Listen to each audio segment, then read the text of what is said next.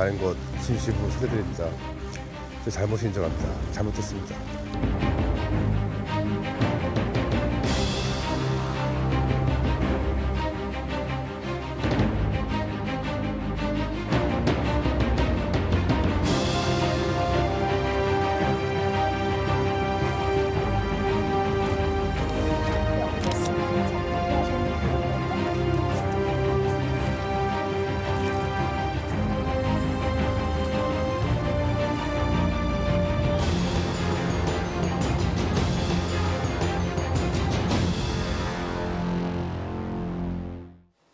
네, 엽기 갑질 폭행.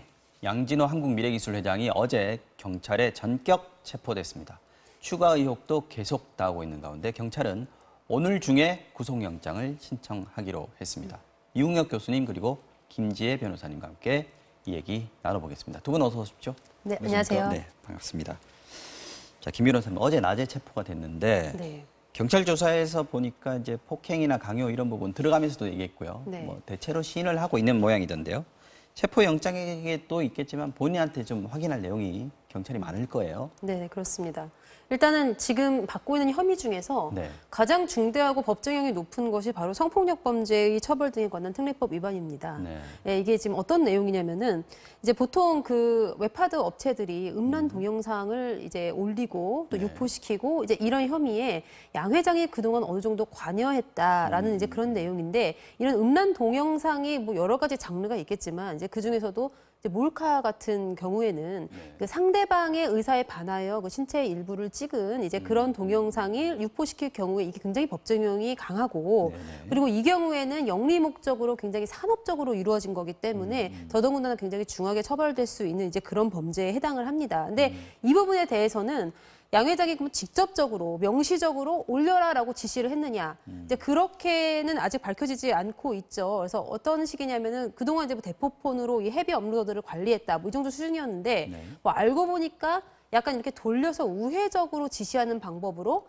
본인이 직접 관여하기도 했다. 이제 이런 내용인데 이게 지금 진술 증거만 있기 때문에 그렇죠. 이 부분에 대해서 이제 본인이 이것을 부인하느냐 아니면 시인하느냐. 근데 보통은 부인할 것이다라는 어떤 그런 예감이 드는 거죠. 그래서 어제 조사 한 4시간 반 한 거에는 이제 보통 너무나 증거가 확실한 그 동영상이 있는 뭐 폭행, 상해 이런 것들이 들어가 있던 것이고 네. 이제 가장 중요한 이 성폭력 범죄 요거에 관련돼서는 오늘 조사를 받는데 과연 어떤 이야기를 할지 그 부분은 아직 밝혀지지 않고 있는 상황이에요. 근데 그러고 나서 그 다음에 이제 중한 범죄는 뭐 강요죄가 될 확률이 굉장히 높다고 생각을 하고요. 상해 같은 경우도 법정형은 높지만 일단 상해의 정도 자체는 또 그렇게 심하지 않기 때문에 어쨌든 지금 한 6개 정도의 혐의가 있고 그리고 또 워낙 죄질이 안 좋아서 만약에 경합범으로 모두 다 입증이 돼서 처리가 된다고 하면은 한 징역 10년까지도 바라볼 수 있는 그런 범죄가 아닌가 싶습니다. 네. 교수님 어제 근데 양 회장이 조사받다가 뭐 중간에 심야 조사를 하자 그랬는데 거부를 했더라고요. 한 9시 반쯤 네.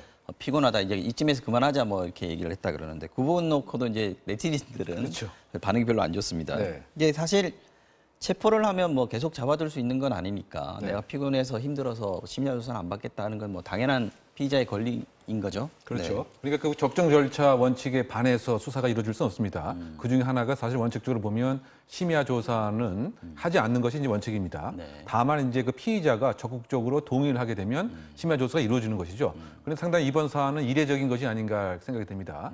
왜냐하면 어느 피의자가 내가 지쳤으니까 여기까지 합시다 이렇게 말 수가 있는 것인지 사실 그 전직 대통령들께서도 새벽까지 다 조사를 한 걸 우리가 봐오지 않았습니까? 그래서 상당히 이례적인 사항이 아닌가 생각이 되고요. 더군다나 변호사가 계속 같이 있었다 그러더라고요. 그렇죠. 그러니까 결국은 이제 그 법적인 조력을 분명히 받은 것 같고요. 계산적으로 따져보면 수사할 수 있는 시간은 체포영장은 48시간 안에 구속영장을 청구하든가 아니면 석방을 해야 됩니다. 그러다 보니까 시간 자체를 사실은 빼먹게 되면은 결국은 피의자는 유리하게 되고 수사기관은 불리하게 되겠죠. 다만 그럼에도 불구하고 사실 이제 경찰은 원래대로 하게 되면 소환을 먼저 하고 나서 응하지 않았을 경우에 체포영장을 발부하는 것이 일반적인 ABC입니다. 그러니까. 예, 그런데 이번 사안 같은 경우는 체포영장 발부를 한 이유 자체는 소환에 불응할 수도 있다라고 하는 이런 이유가 하나 있는 것 같고요. 또는 그 이전에 10여 차례에 걸친 압수수색을 통해서 확보할 증거는 다 확보했기 때문에 설령 조사에 제대로 협조를 안 해도 우리는 구속영장을 청구하는 데는 문제가 없을 것이다 라고 하는 자신감도 함께 있었던 것은 아닌가 생각이 듭니다. 어쨌든 요약을 하게 보면 보통의 피의자하고는 상당히 다른 행보를 보인 것 같고요. 그만큼 법적으로 다툴 것은 다투겠다. 또는 양형도 줄일 것은 줄이겠다. 그러면 내가 협조할 의미는 없지 않는가. 그러면 보장된 피의자의 권리는 최대한 내세우겠다. 뭐 이런 것인 것 같고요. 그러다 보면 체포 직전에 얘기했던 소위 그 공분을 자아내서 미안하고 공감할 수 있는 행동에 대해서 사회적 무리에 대해서 미안하다.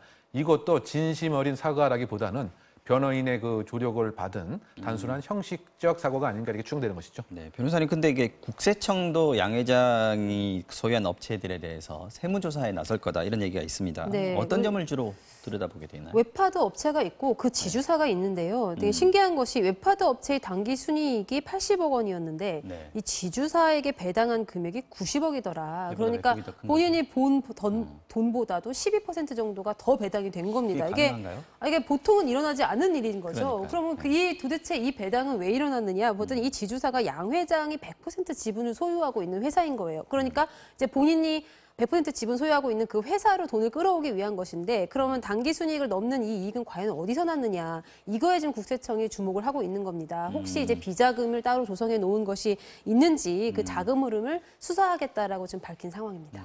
사건이 점점 더 커지는 것 같아요. 교수님, 그 지금 유명 웹툰 송곳의 실제 모델 전 이랜드 노조위원장이 양 회장 측근이었다 뭐 이런 얘기도 나오고 있고요. 최유정 변호사 네. 유명하신 분이죠. 그분 네. 이름도 나오고 있는데 이 사건이 지금 어디로 갈 거라고 지금 전망을 하세요? 크게 보면 일단은 먼저 그 돈의 흐름을 쫓아서 추적하면 일정한 형체가 보이지 않을까 생각이 됩니다. 과연 이 돈이 1,000억 원이 어떻게 축적이 됐는지 네. 그리고 이 중에서 횡령한 부분과 세금 포탈한 부분은 어느 정도 해당되는지 그렇다면 그와 같은 비자금은 정치권에게 전달될 가능성 없는 것인지 이런 것이 수사의 그 한 축인 것 같고요.